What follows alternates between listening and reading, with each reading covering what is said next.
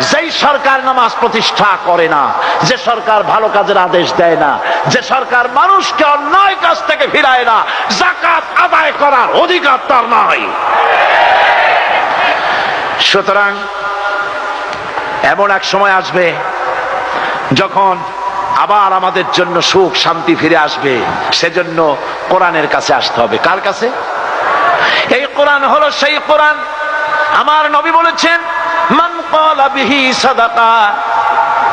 এই পল্টন ময়দানে উপস্থিত লক্ষ লক্ষ জনতার উদ্দেশ্যে রাসূলের হাদিস শোনাই, প্রাণ খুলে কান খুলে শুনুন। আমার নবী বলেন, কোরআন দিয়ে যারা কথা বলে ওরাই সত্য কথা বলে। সুবহানাল্লাহ।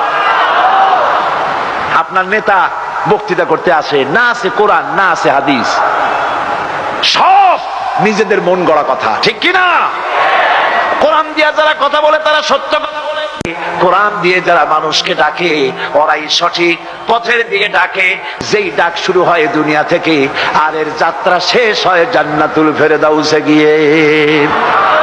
আখরাজাহু তিরমিজি, তিরমিজি শরীফের হাদিস এটি। সুতরাং ইন্নাদ-দীন ইনদাল্লাহিল ইসলাম। জীবন ব্যবস্থা কেবলমাত্র কোনটা? জোরে বলেন, কোনটা? এই ইসলামের আইনের সামনে মাথা নত করে দিতে হবে।